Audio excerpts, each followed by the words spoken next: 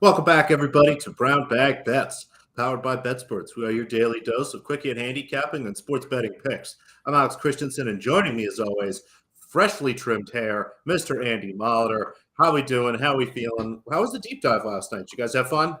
Yeah, I enjoyed the timer Dan put on. It was That's it smart. was That's smart a move. nice way to keep us in check.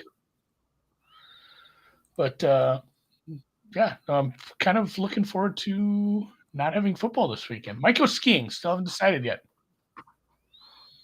Because I guess, up where you live, there's got to always be fresh snow somewhere, right? Or do you have to worry about it? It's been really really cold here. It looks like it's gonna improve next week. So good time to go to Phoenix, I guess. But hopefully it's nice this weekend. And yeah, it's nice to just like have a Sunday to myself almost. I mean, I'll watch basketball. Obviously, I'll watch golf. It's the final round is like the only round worth watching. Um, for Let's Pebble just get Beach. your So hopes up. yeah, if you want to watch the celebrity shit, that's fine. I'll take some of that in. Um, but Sunday's nice because it's like the actual best golfers playing on a really nice course without celebrities tying them down. Um, so I'll watch that. But for the most part, I'm just gonna take in some basketball, maybe go skiing, get ready for the Super Bowl, start talking. Drew and I will talk props next week. We'll definitely get into a lot of stuff. I'm already seeing that the deep dive DGen Discord is just nonstop churning. I can't amount the amount of Adderall coursing through the veins in that chat because it's just nonstop, like picking apart props and derivatives right now, and which is it's the fun of this week. So yeah, we'll just keep on gambling here. I have my $10 to 10K challenge going right now. I don't care for the let's bet on a bunch of minus 1,000 parlay together, pray for the best, and hope we can do that like 75 times in a row and get essentially a 13 leg parlay that you're turning into a 400 leg parlay.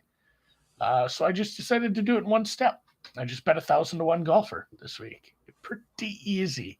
We'll see if it fails. It is a 49-year-old Indian golfer who hasn't won a tournament since like 2011, So he's but due.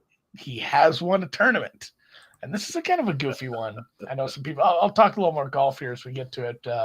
Congrats on your totals. I did tail those. I didn't even have to check. I just saw it was a winner. Both of your over 9.5s got home yesterday, so that was good. Hopefully, we have some more of that coming in tennis. But let's get into the National Drama League, the NBA. It's a little less drama free, or a little more drama free. Mostly just people arguing on the timeline about awards. There's some people that are really sure, like there's people that are better than Jokic, and I'm not 100% sure there's more than one person that can make that claim right now. I think it's a big guy in the East and a big guy in the mountains, and that might be your MVP candidates right now. There's not a single statistical argument you can make against Nikola Jokic. All the advanced stats, all of it just screams him, value over replacement, all the BPMs, PER, any statistical metric you look like that is advanced is just, it's all Jokic. I mean, we'll see. Joel Embiid has finished second in the MVP the last 2 seasons, so maybe it's just year 3 of Jokic 1 and Embiid 2, but if there was ever a year where Embiid could do it, it does seem like this year. I mean, the story is a little bit better, and I think that's what voters honestly will look for. If it turns into a bit of a narrative-y thing, even if Nikola is better in every statistical category, you could have the fatigue of hey, we've voted this guy twice in a row, and you could have the just Embiid would have to do the backpack, like put everybody else on the back for like all of what like most of March and April, make kind of that part of the season, overtake everyone, get the overall number 1 seed in the East, and really be a big part and have some big games. Like that, I could see it, but like because voters are getting smarter, but they're still not that smart. Like they can't resist a narrative like that. Oh, look what he's done. He's finally taken this Sixers team to the precipice. This He looks could like a team that can win the East. be the first center to lead the league in scoring consecutive seasons. Like you said, put the Sixers on their back and carried them to a 1 seed. It's just that makes me nervous. Now we're building up all the disappointment. I'm still just living at my whatever $52 to win 10K on that's the 10K Sixers to beat Nuggets in the finals. Like that's my it's sort of live. Anything can happen in the playoffs, but it's not like those teams are bad. So let's go. And tonight, but long way until then. We haven't even hit All-Star break, which is usually the part of the season where I get sad about Blake Griffin bringing the car out on the court that one time. Still salty about that. It's been 13 years ago. I think I still bring it up, but not even to All-Star break yet here. And we have basketball tonight, and you're going to gamble on it.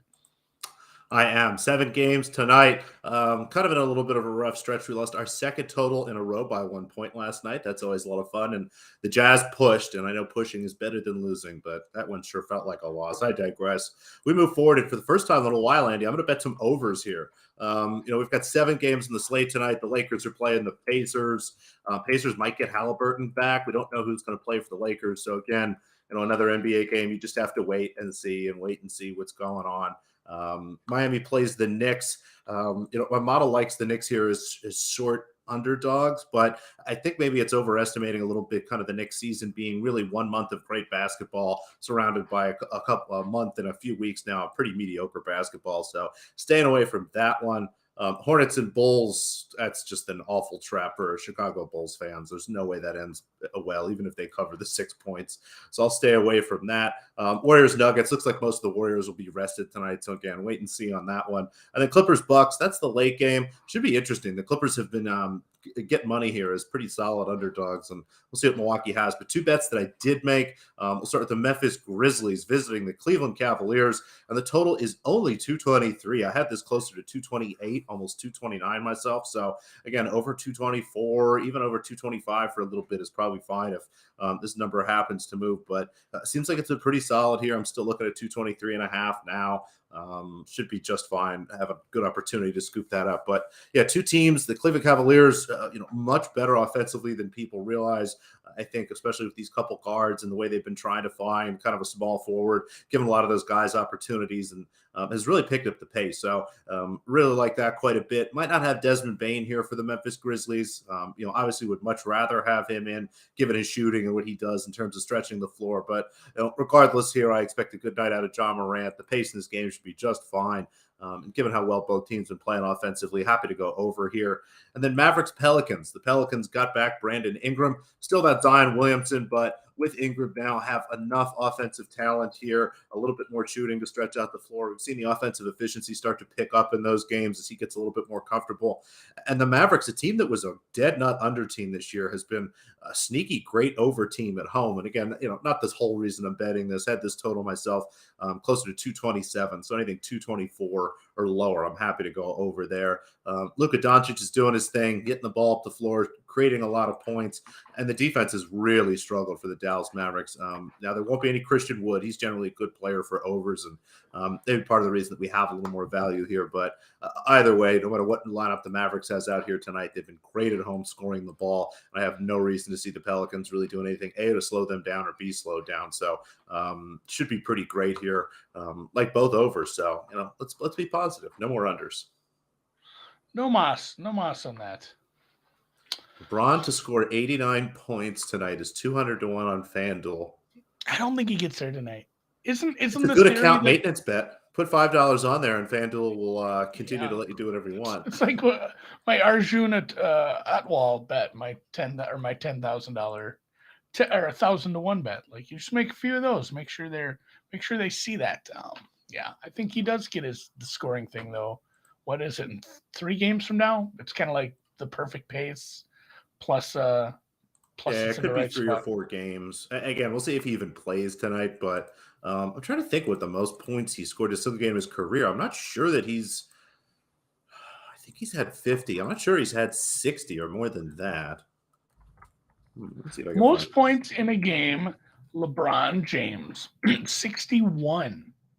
That's what I was trying to think. He's a little bit more of a distributor. Ooh. Again, doesn't have those games like Iverson, I think, has like a 70-point game. He's got a handful of 60-point games. Again, we know Kobe got to 82. Wilt had one. Yeah, it's going to be tough. I like those kids. The best part is when like the game, because it's never like a game where you're losing. Like when a guy scores like 70 points, it's very rarely. It's like, oh man, this is a tough game, and we're behind by 10 because no one else has scored. So it's fun towards the end of the game where if he's still in, where they're just dishing him the ball, like fuck it, let's see how many points he can get. I do enjoy that. Or in Kobe's case, he just was not going to pass the ball ever. Like he was taking every shot because fuck it, they were all falling. Like that was a nutty game too. So a long way. We're going to go a long, long way from Kobe's 80-point game. We're going to go down to, again, the worst team in college basketball. And I hate doing this again. They did get a win, an outright win a couple days ago. The system is so obvious. I know. Well, I tried to bet against a good team. That didn't work out. Chattanooga couldn't hang with the Furman Paladins. Merrimack and LIU are taking each other on. LIU, obviously not a great team, but they did beat Sacred Heart. You too. You know what? They're going to continue to play bad teams because they're in the NEC. They didn't play very well away against St. Francis after the win at Sacred Heart, but now they get a Merrimack squad that they haven't met yet this season. And basically, it's one of those things where I'm not going to be able to say anything nice. Merrimack's defense is good, but again, everything offensively basically stinks. Turnovers stink. Offensive rebounding stinks. Free throw shooting stinks. They're a team that should be closer to the LIU section of the NEC, I guess. They actually have a winning record in conference, which is something. So like I said, it's kind of it's Farley Dickinson and then everybody else, like Stonehill, which is a school maybe you guys haven't heard of since they're new to the Division I ranks. Stonehill's right on their heels apparently, but NEC is pretty bottom feeder heavy. So I'm going to take a bunch of points here. LIU, you should be able to find at least this. I think I got a 13. So 12.5 is a good enough price to take here. And yeah, let's go. Land Sharks? It's not the Land Sharks for sure. I always do this with this team because it is the Sharks. It's just the Sharks. No one is the Land Sharks. That's a beer. That is for sure just a beer. So, all right.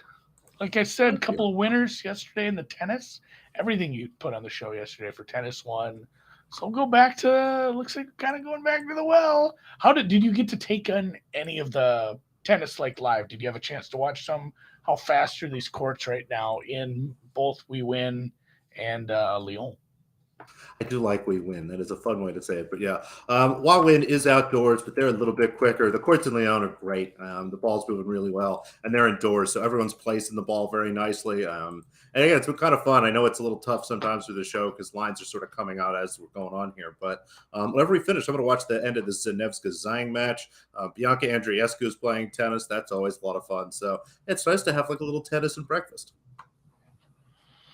Yeah, and it looks like there's a decent chance that, again, I just want to take one step back to the LBJ thing because Dan looked it up, and versus Milwaukee, February 9th. Who played for Milwaukee? I'm pretty, like, he's going to be there, right? Like, I'm sure he's going to be there for the scoring. I think so. I don't know. I'm trying to remember if Kareem Abdul-Jabbar was sick or not recently, but assuming he's, healthy and doing okay, I think he'll be there and he'll be excited. Kareem Abdul-Jabbar is definitely a lover of the game and kind of understands things like that. I'm sure we'll have something very nice to say about LeBron James, who again not only has changed the game on the court, but if you really look at what he's done in terms of that school he set up in Akron or just outside of Cleveland, it's really incredible. It would be cool if he could break the record in front of former airplane star Kareem Abdul-Jabbar and basketball player.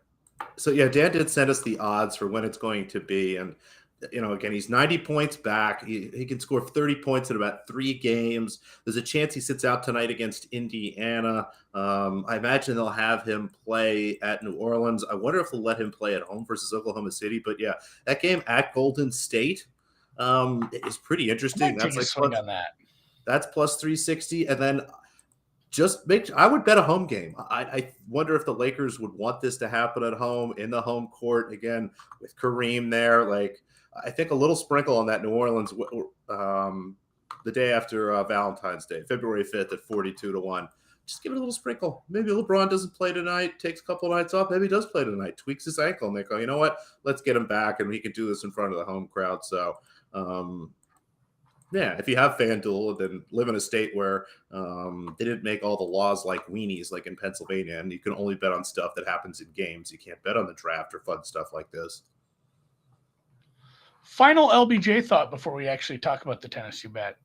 What team did he play for during his first and only 60-point game, Noops? Cleveland. It was the Heat. Damn, I would not have guessed that. It was against the Bobcats. That doesn't count. Like, that doesn't count. That's not an NBA team anymore. And those were his best seasons. If you go back and look, I mean, that's when he was basically a god. He was a video game cheat. I think he had like almost a 60% field goal percentage for an entire season, like 60%. Yeah. Like, well, that team was very fun. That was like my first fun super team. So, speaking of super teams, Garcia, Van Uytvanck. Nah, I know it's not doubles, and they're playing against each other, but I'm sure they've been on some doubles teams. No, it's probably not. I don't know. But yeah, we'll go back to the well with some of these first set overs. Again, not a ton of lines to pick through here. You know, looking at the match in Wawin, it was close to actually backing Zidansek here as an underdog against Zhu Lin. Zhu Lin, the Chinese player, made a nice deep run through. The Australian Open was really impressive. And has been playing some great tennis, but going up against Zidansek, who really likes these conditions, has a little bit of a stronger serve and a little more of a power player than I think people realize. Just seems like a perfect recipe for me. I had this closer to 10 myself, so to get 9.5 at standard juice, again, anything even 115 or less is pretty good here. And again, poke around. There's a lot of different prices here, especially if you're lucky enough to have access to certain books. WTA Lyon, this one again will be indoors and we'll continue. We will. Tamara beats Lynn. I think you're right, Brett. Maybe I'll just play Zidansek as an underdog. We shall see. But yeah, in Lyon, indoors in France, Caroline Garcia, Alison Van Uytvanck. Van Uytvanck is a great indoor player. And again, somebody who I didn't bet her on the money line. And I'm sorry, this one is actually starting shortly after the show. I didn't realize that. Not this one was tomorrow, but yeah, just shortly after we finish, around 12:30 Eastern or so. Looks like they'll be next up after this Zanevska-Zhang match. Garcia, Van Uytvanck, and again, Van Uytvanck's a great indoor player. We know how good of a server she is. Garcia's been struggling a little bit lately, and just expecting a nice long set here. Again, I think given kind of the dichotomy of how big of a favorite Garcia is, that drives the total lower, that drives all the derivative lower. All the derivatives lower for reasons that don't necessarily hold up. So again, had this one closer to 9.5 at standard juice. Happy to grab plus 125. So that will be shortly after the show here. And then Zidansek Zhu will be early tomorrow morning. It's like 3 a.m., maybe 4 a.m. It's 3 a.m. I like overnight tennis. I like golf that doesn't start right away in the morning. Gives me a little chance to. They're just getting underway now, I think. It is just getting going out in Pebble Beach. And again, this is being played on 3 different courses. So everyone does start nearly around the same time. Like, they're still staggered, but only by a few hours, not like people firing tee times at 7 a.m. and then 2 p.m. There's no 2-wave shit. Everybody's just playing this morning, starting with their celebrity cohorts that they're playing with. A lot of people are playing with the same player they play with all the time. In fact, Tom Hoagie, I did see a tweet. So every tweet should have a little bit of context to it, I think. There's a tweet going around, and I thought it was a really smart angle somebody looked at was playing with someone with a huge handicap can be a bit of a pain in the ass if you're a professional golfer. You're watching this guy with an 18 handicap just duffing it around. You're taking long time between shots, getting out of your rhythm. Some players don't mind that. Some cannot deal with that as well. So somebody put together a tweet with, here's the handicaps of the groups with the amateurs that everyone's playing with among some pretty popular players in the outright betting market. And they listed Tom Hoagie as one of them. I said Tom Hoagie's playing with a couple players who have high handicaps, and maybe you should. Again, the whole premise of the tweet is maybe you should be thinking about that. But Tom Hoagie's playing with the exact same amateur golfer he played with last year, and I went back and checked his results last year, and he won the fucking tournament. So, a little context to everything, but I mean, the guy still has a point. There are some players who play horribly when they have to deal with this amateur stuff. That's why some guys just aren't here. They don't want to deal with that. But I do think, and again, I just cursed the ever living shit out of Tom Hoagie. I'm sorry, Tommy Tables. That's on me. But just some context to stuff like that while you're looking.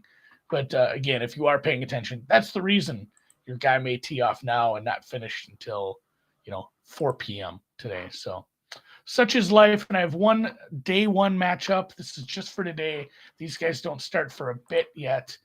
And it is my guy, Mr. Russell Knox over Justin Lauer.